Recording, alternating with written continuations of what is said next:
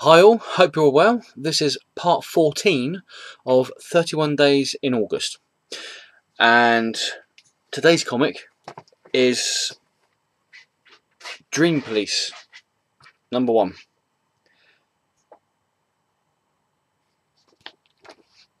This was written by J. Michael Straczynski and artwork by Mike Deodato. And it was published by the Marvel imprint Icon. It follows the two main characters, who are two dream police officers called Joe Thursday and Frank Stafford, on one of their many nights in the streets of Los Angeles, chasing down and sorting out people's dream problems. It's a fun book. I mean, it's it's very strange, but I like strange. You can see how strange it is by even in the first 2 pages. They drive down Dinosaur Boulevard, where there are Tyrannosaurus Rex, Plesiodors, woolly mammoths, pedodactyls, pterodactyls, all stampeding down this highway, down this street, with the big tall buildings of Los Angeles around them. In a usual night for Joe Thursday and Frank Stafford, they go to a nunnery. They go to a church, and they meet up with one of the nuns in the church who is having bad dreams. They are of a severe erotic nature. The two officers take down notes. One of them notices that Ellen DeGeneres is in amongst the people copulating, and they go off in search of the perpetrator of this dream crime, who is a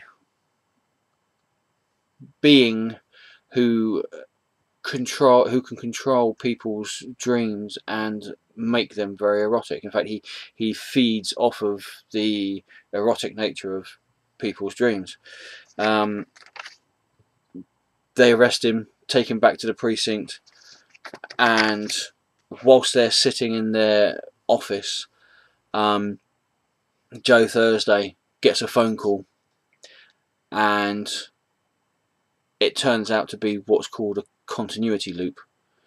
It's one of those dreams where you're constantly doing something over and over and over and over again.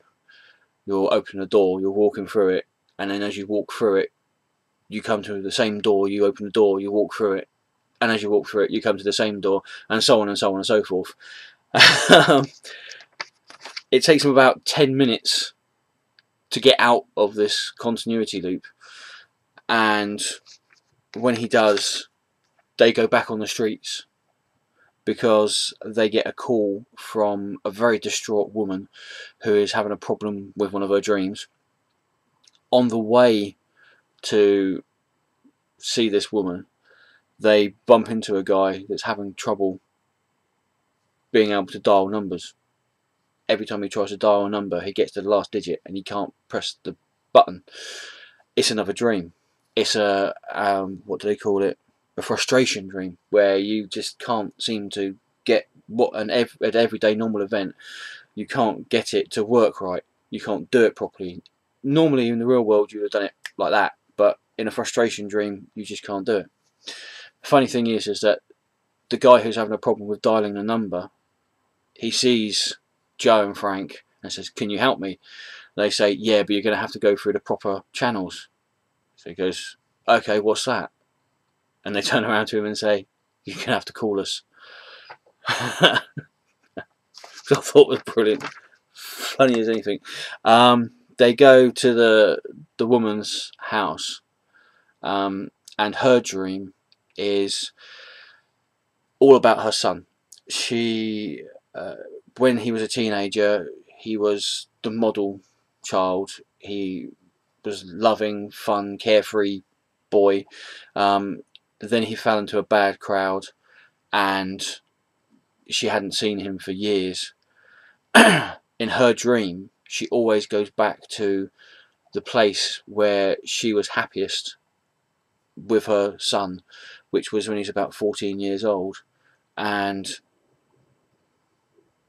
now she's in this dream, and her son's disappeared.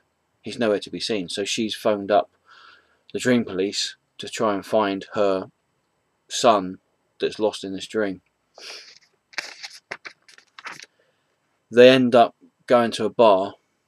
Joe and Frank end up going to a bar, and they meet this woman's dream version of her son. It turns out that in dreams there are beings that take the forms of people who are loved ones or favourite pets, or people that you know, and they take on the forms of these people and act out dreams with you so that you can get through certain events in your life and hopefully work through them. The being that has taken the form of this woman's son has said that normally when you take on somebody's persona for somebody else's dream, in the dream something different happens. You might be walking down the road with that person one minute, and in the next minute you'll be in a spaceship or flying a plane, or doing something exciting or doing something different. He said in her dreams it was all the same. The conversations were the same, the things that they did were exactly the same every single night, over and over again. Joe turns around to this dream being and says it doesn't matter that the things you're doing over and over again are constantly repeating themselves every single night. You're not here for yourself, you're here for her. You're here to help her through her dreams.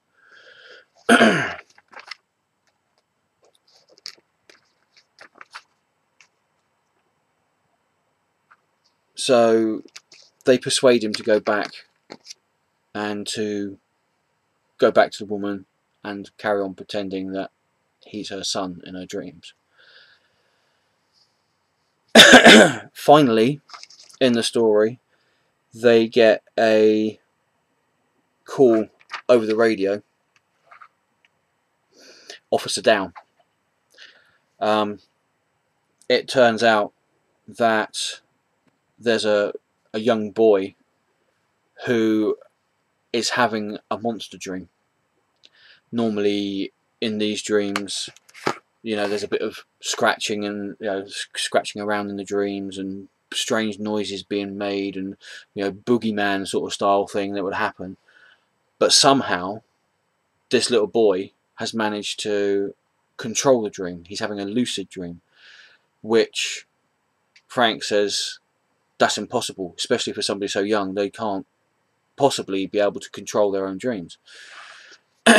Turns out that this kid has been taught in the real world by his mother how to have lucid dreams and how to control his dreams. So where the monster in his dreams would have been quite small and fairly harmless and only just been in there just to scare the boy and give him a nightmare, now this kid's controlling his dreams, and this creature is like a three-headed Godzilla, if not bigger. It's completely rampaging through the streets. It's destroying buildings, and it's making a complete mess of everything, and putting everybody's dreams around it in danger. They catch up with the boy and his monster, and they try to persuade the boy to wake up. You need to wake up. You need to stop controlling your dream. The boy doesn't want to. He's having way too much fun. He's got this great big monster at his beck and call that's knocking down buildings and breathing fire, and he's having a whale of a time. the only way they can get the kid to wake up is they put his hand in a bowl of cold water. Within about 5-10 seconds of the kid putting his hand in the bowl of cold water, he screams out, "Mum, I've wet the bed!" And he wakes up. He disappears in a brilliant beam of light, and he wakes up. Unfortunately, when the boy disappears, the giant monster that is there turns into a massive flood of yellow water.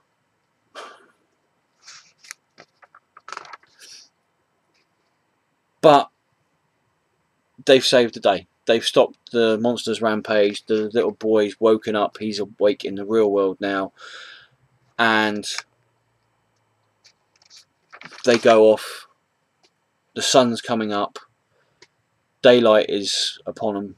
And the dreams are slowly fading into the night, not to return again until the next night. And there we have it. Like I said, it's a really strange comic, but it's really interesting. It's a really good book. I believe when it first came out, it was panned by a lot of people, saying it was ridiculous and absolutely rubbish, and you know, what was Straczynski doing writing this? You know, it's not good at all. But if you read it, it is a really fun, enjoyable comic, and that's what comics are supposed to be. They're supposed to be fun and enjoyable. So if you can find a copy of this, Dream Police, I'd definitely say pick it up, because it's definitely worth reading. Yeah, so there you go. That's part 14 of 31 Days in August. A lot better comic than last video's comic. Anyway, definitely much better. Thank you all for watching. To add to what I said at the end of the last video, I've now broken through the 10,000 channel views mark. Now I'm well over 10,000 channel views. Thank you everybody who's watched. I think I'm around about 171, 172 subscribers. So please, if this is the first time you're watching, please subscribe. That would be fantastic. If I can get to 200 by the end of this 200 subscribers by the end of this 31 days in August, it would be brilliant. It would make the raffle at the end of this even more special. So yeah, thank you everybody who's subscribed so far. Thank you everyone who's watched. You know, without you watching, I wouldn't make these videos. Definitely not. So you know, thank you everybody, and yeah, see you tomorrow for part 15. Who knows what comic it's going to be? You have to stay tuned and watch, find out. See you soon. See you tomorrow, in fact. Ta-ta for now.